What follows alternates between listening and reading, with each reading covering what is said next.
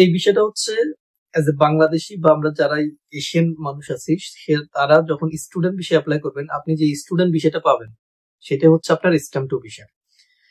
তো for example, আপনি যখন বাংলাদেশের থেকে বিভিন্ন ইউনিভার্সিটি গুলা দেখলেন, আপনি ব্যাচেলর হোক, মাস্টার্স হোক, পিএইচডি হোক, যে ক্যাটাগরির হোক, যে বিষয়টা পাবেন ওটা হচ্ছে স্ট্যাম্প টু। স্ট্যাম্প টু হচ্ছে স্টুডেন্ট ভিসা। ওকে, এখন তো স্টুডেন্ট ভিসা পাওয়ার জন্য আপনার এই সবগুলো সাবজেক্ট কিন্তু এলিজিবল না। আয়ারল্যান্ড অনেক সাবজেক্ট আছে, কিন্তু সবগুলো সাবজেক্ট কিন্তু আপনার স্ট্যাম্প টু এলিজিবল হবে না। তো এটার জন্য আপনার একটা আছে ILEP। আমি লিখে দিচ্ছি সাইডে, ILEP। এটা হচ্ছে interim list of eligible program. So এই লিস্টের মধ্যে যতগুলা ব্যাচেলর বলেন, ডিপ্লোমা বলেন, তারপরে দিয়ে masters program, PhD, whatever it is, এই লিস্টের মধ্যে যদি না থাকে, ওই সাবজেক্ট নিয়ে যদি আপনি অ্যাপ্লাই করেন ভিসার জন্য, আপনি রিজেক্টেড হবেন। তো যখন আপনি অফার লেটার পাবেন বা অফার লেটার পাওয়ার আগে যখন আপনি অ্যাপ্লাই করবেন এই কোন ইউনিভার্সিটিতে কোন একটা সাবজেক্টে, আপনি ইমিগ্রেশন irishImmigration.ie এখানে গিয়ে ILEP এটা লিখলে যখন একটা পিডিএফ পাবেন বা কোন একটা লিস্ট পাবেন, ওই লিস্টের মধ্যে আপনি যে ইউনিভার্সিটিতে অ্যাপ্লাই করছেন, ওই অ্যাপ্লাই করা ইউনিভার্সিটিতে যে সাবজেক্ট, ওই সাবজেক্ট ওই লিস্টের মধ্যে আছে কিনা এটা চেক করে নেবেন। ওটা চেক করে যখন দেখবেন যে না এটা এলিজিবল বা এটা ওই এলিজিবিলিটি প্রোগ্রামের মধ্যে আছে, তখন ওকে দ্যাটস ফাইন। এটা হচ্ছে আপনার সর্বপ্রথম কাজ। এটা করে আপনি ভিসার জন্য অ্যাপ্লাই করলেন, সবকিছু ডকুমেন্ট, ইন্টারভিউ দিলেন, আপনার ভিসা হয়ে গেল। আপনার ভিসার ক্যাটাগরি হচ্ছে স্ট্যাম্প টু। আচ্ছা, এখন এই স্ট্যাম্প টুর কিছু রেস্ট্রিকশন আছে। এটা হচ্ছে যারা আমরা, এটা ফুল টাইম হতে হবে। আপনি যে আসবেন, আমরা কিন্তু পার্ট টাইম হিসেবে ইউরোপিয়ানদের মতো এসে পার্ট টাইম করবো, পার্ট টাইম পড়াশোনা, এটা হবে না। আমাদের ফুল টাইম এখানে পড়াশোনা করতে হবে। এট দ্য সেম টাইম পাশাপাশি আমরা প্রতি উইকে 20 ঘন্টা কাজ করতে পারবো। আর হচ্ছে যদি আমাদের হলিডে থাকে তখন আমরা ম্যাক্সিমাম 40 আওয়ার্স পর্যন্ত কাজ করতে পারবো। এটা হচ্ছে এই স্ট্যাম্প টু ভিসার রেস্ট্রিকশনস। তখন এখন এই বিষয়তে আমরা ধরেন আপনার বিজনেস বা ট্রেড করতে পারবো না। আপনি আসলেন পড়াশোনার পাশাপাশি আপনি চিন্তা করলেন যে আপনি বিজনেস করবেন, এটা এই বিষয়ে আপনি যখন হোল্ড করবেন, এই সময় আপনি কোনো বিজনেস, কোনো ট্রেডস এগুলোর সাথে আপনি ইনভলভ হতে পারবেন না। এটা রেস্ট্রিক্টেড। এই বিষয়তে আপনি ম্যাক্সিমাম 7 বছর থাকতে পারবেন। অর্থাৎ ফর এক্সাম্পল, আপনি ব্যাচেলর 4 বছর, পরে মাস্টার্স করলেন, আবার পিএইচডি, এগুলো যদি কন্টিনিউয়াসলি করতে থাকেন, এখানে গভর্নমেন্ট ওয়েবসাইটের মধ্যে লেখা যায় আপনি স্ট্যাম্প টু তে ম্যাক্সিমাম 7 বছর থাকতে পারবেন। ফর এক্সাম্পল, আমি মাস্টার্স করলাম 1 বছর, এখন আমার এটার পরে চিন্তা করলাম যে 2 বছর আপনার এই জব খোঁজাখুঁজির পরে আমি জব পাইলাম না বা কোনো কিছু হইলো না আমার, তখন আমি কি করলাম, আমি আবার পড়াশোনায় ঢুকে গেলাম, কারণ আমার থাকা লাগবে। তখন 3 বছর হলো, এরকম করে করে সম্ভবত সর্বোচ্চ 7 বছর থাকা যাবে। ঠিক আছে। আর এটার বিষয় হচ্ছে আপনি যতগুলো রেস্ট্রিকশন দেওয়া ওইগুলো মেনে চলবেন, আর কোনো ক্রিমিনাল অ্যাক্টিভিটিস থাকতে পারবে না, তখন আপনি পরবর্তী ভিসার জন্য এলিজিবল। ওকে, স্ট্যাম্প টু, এটার পরে হচ্ছে আপনার স্ট্যাম্প 1G। তো স্ট্যাম্প টু আপনি ব্যাচেলর কমপ্লিট করলেন অথবা মাস্টার্স কমপ্লিট করলেন অথবা পিএইচডি করলেন, এটা কমপ্লিট করা মানে আপনার স্টাডি শেষ। আপনি যে স্টে করবেন, এটার জন্য আয়ারল্যান্ডে থাকবেন, জব খুঁজবেন, ওটার জন্য যে বিষয়টা আপনাকে দিবে ক্যাটাগরি বা যে বিষয় আপনি হোল্ড করবেন, এটা হচ্ছে স্ট্যাম্প 1G। তো এটাকে আবার বলা যায় যে স্টে ব্যাক ভিসা বলে, অথবা পোস্ট স্টাডি ওয়ার্ক ভিসা এটাও বলে, আবার অনেকে স্পাউস ভিসাও বলে, কারণ এটা স্পাউস ভিসার অন্তর্ভুক্ত। এখন সবার জন্য স্পাউস ভিসা না, আমি এটা বলতেছি একদম 1 বাই 1। তো আপনার পড়াশোনা শেষ, আপনি স্ট্যাম্প 1G হোল্ড করতেছেন এই মুহূর্তে। এখন আপনি 2 টাইপের কাজ করতে পারবেন এখানে। আপনি করতে পারবেন বলতে 2 ক্যাটাগরির কাজের যে কোনো একটার মধ্যে আপনি করবেন। একটা হচ্ছে এই জিইপি অথবা সিএসইপি, এটার ফুল ফর্ম হচ্ছে আপনার জিইপি হচ্ছে জেনারেল এমপ্লয়মেন্ট পারমিট, আর সিএসইপি হচ্ছে ক্রিটিক্যাল স্কিল এমপ্লয়মেন্ট পারমিট। তো আমি যেহেতু ম্যানেজমেন্ট রিলেটেড পড়াশোনা করছি, সো আমার জবটা হবে জেনারেল স্কিলে, জেনারেল এমপ্লয়মেন্ট পারমিট, জিইপি তে পড়বে।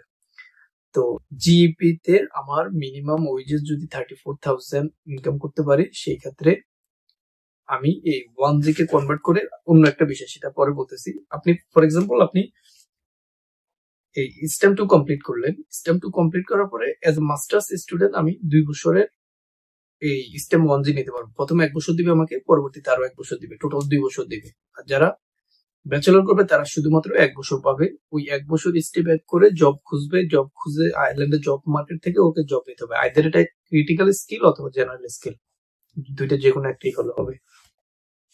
আচ্ছা, তো এই বিষয়টা পাওয়ার জন্য রিকোয়ারমেন্ট কি অলরেডি বলে দিলাম যে ব্যাচেলর কমপ্লিট করতে হবে, মাস্টার্স কমপ্লিট করতে হবে।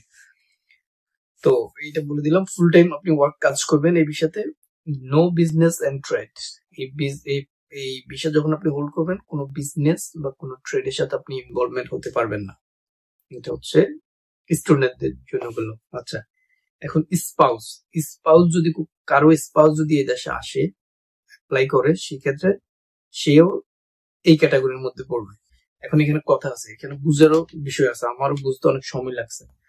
সেটা হচ্ছে আপনার হাজবেন্ড যদি স্ট্যাম্প 1 এর মধ্যে থাকে, আবার বুঝেন, আপনার হাজবেন্ড বা ওয়াইফ আয়ারল্যান্ডে আছে, তার বিশেষ ক্যাটাগরি হচ্ছে স্ট্যাম্প 1, এবং স্ট্যাম্প 1 এর মধ্যে সে হচ্ছে ক্রিটিক্যাল স্কিলের মধ্যে পড়ে, তার জেনারেল না, সে ক্রিটিক্যাল স্কিলে আছে। সেই ক্ষেত্রে সে তার ওয়াইফের জন্য অ্যাপ্লাই করে যে আয়ারল্যান্ড নিয়ে আসবে, যদি অ্যাপ্লাই করে, ওই অ্যাপ্লাই করার সময় তার যে ভিসা ক্যাটাগরি হবে, তার ওয়াইফ যে বাংলাদেশে আছে তাকে নিয়ে আসার জন্য, সে হবে 1G। এই কারণে এটাকে স্ট্যাম্প 1G বলে, স্পাউস বিষয় বলে, কিন্তু জেনারেলদের জন্য না। ক্রিটিক্যাল স্কিল, হাজবেন্ডের যদি এখানে স্ট্যাম্প 1 থাকে এবং সে আপনার ক্রিটিক্যাল জব হোল্ডার দ্বারাই হয়ে থাকে, তার ইয়ারলি ইনকাম 38,000 প্লাস, সেই ক্ষেত্রে সে তার বউকে স্পন্সর করতে পারবে, বা হাজবেন্ড যেই বাংলাদেশে থাকে, বউ যদি এখানে আপনার স্ট্যাম্প 1 হোল্ডার থাকে এবং কি ক্রিটিক্যাল স্কিল থাকে, তাহলে সে বাংলাদেশ থেকে হাজবেন্ড নিয়ে আসতে পারবে। আর এখানে হাজবেন্ড যদি ক্রিটিক্যাল স্কিল স্ট্যাম্প 1 হয়ে থাকে, তাহলে সে বাংলাদেশ থেকে তার ওয়াইফকে নিয়ে আসবে। ওয়াইফ যে ভিসা হোল্ড করে এই দেশে আসবে, সেটা হচ্ছে স্ট্যাম্প 1G। আপনার মনে হয় কনফিউশন থাকতে পারে, বা আপনারা বুঝতে পারছেন জানি না। ওকে, তো যখন আপনি এই 1G ভিসা হোল্ড করতেছেন, আপনার for example as a masters student, আমি যদি প্রথম 1 বছর থাকলাম এটাতে, আমি কোনো ওয়ার্ক, কেউ আমাকে স্পন্সর করলো না, আরো 1 বছর থাকলাম, কেউ আমাকে স্পন্সর করলো না, কিন্তু এই 2 বছর কিন্তু আমাকে ওই যে সিটিজেনশিপের জন্য যে অ্যাপ্লাই করবো, তখন কিন্তু এই 2 বছর কাউন্ট করবে। স্টুডেন্ট থাকা অবস্থায় কোনো কাউন্ট করবে না ওই সময়টা, কিন্তু এরপরে আমি এই 1G ভিসাতে যদি 1 বছর থাকি, ওই 1 বছরও কাউন্ট করবে, 2 বছর থাকলে 2 বছরও কাউন্ট করবে।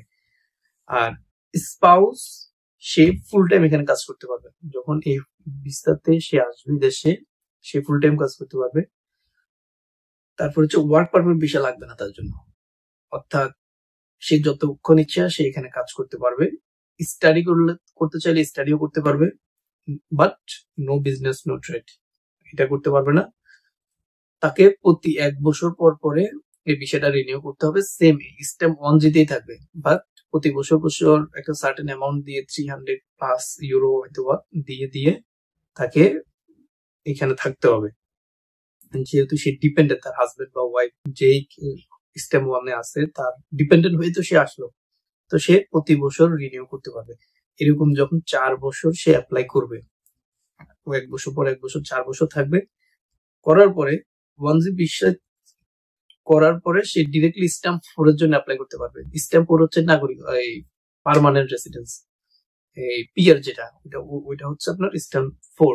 সো তার 1G তে 4 বছর রিনিউ করার পরে সে পিআর এর জন্য এলিজিবল হয়ে গেল। কিন্তু এজ এ স্টুডেন্ট, আমি মাস্টার্স করলাম বা কেউ ব্যাচেলর করে যে যখন 1G হোল্ড করে, তার এই 1 বছরের জব খুঁজতে হবে, আয়ারল্যান্ডের প্রতিটা মার্কেটে জব খুঁজতে হবে। এখন আমি জব করি, আমি যেখানে জব করি, যে হোটেলে জব করি, ওইখানে আমি ফুল টাইম করতেছি, বাট আমি এখনো ওদেরকে জিজ্ঞেস করি নাই যে তারা আমাকে স্পন্সর করবে কি করবে না। ঠিক আছে, আমি এখন মিনিমাম ওয়েজেস জব করি। এখন ওরা যদি আমাকে স্পন্সর করে, ফর এক্সাম্পল আমি এখন 13 ইউরো 70 পয়সাতে ওদের এখানে জব করি, এখন ওরা যদি আমাকে 34,000 দেয়, সেক্ষেত্রে প্রবাবলি প্রতি আওয়ার 16 থেকে 17 ইউরো দিতে হবে আমাকে। ঠিক আছে, পজিশনটা আপার হতে হবে, ম্যানেজমেন্ট রিলেটেড পজিশনে দিতে হবে। ঠিক আছে, তো আমি এখন ওদের সাথে কথা বলি না, যেহেতু আমার জাস্ট ইন্টার্নশিপ কমপ্লিট হলো। আমি গ্রাজুয়ালি যখন আমার প্রমোশন হবে তখন আমি হয়তো কথা বলবো। তো এই হচ্ছে বিষয়। আপনি স্টেপ 1 এ জব খুঁজতেছেন, জব করবেন, জব করতেছি, আমি করতেছি, জব করবেন, কিন্তু আমি কিন্তু স্টিল স্টেপ 1 জিতে আছি। আমাকে যদি ওরা বলে যে, কোম্পানি যদি বলে আমাকে ওকে তোমাকে স্পন্সর করবো, হ্যাঁ, তখন আমার কিন্তু ভিসা ক্যাটাগরি অন্যটা হয়ে যাবে। ঠিক আছে, যখনই আমি স্পন্সরশিপ পেয়ে যাব তখনই ওইটা হয়ে যাবে স্টেপ 1। এখন স্টেপ 2 বাদ দেন, স্টেপ 1 বাদ দেন, যারা ডিরেক্ট আয়ারল্যান্ডে কোনো কোম্পানি তাদেরকে স্পন্সর করে বাংলাদেশ থেকে নিয়ে আসবে, মিডল ইস্ট থেকে নিয়ে আসবে, বা অন্য ওয়ার্ল্ডের যে কোনো কান্ট্রি থেকে নিয়ে আসলো, হ্যাঁ, কোম্পানি ডিরেক্ট ওরা স্পন্সর করছে, সেই ক্ষেত্রে সে ডিরেক্টলি স্টেপ 1 এ আসবে। ঠিক আছে, তো স্টেপ 1 এ আসবে।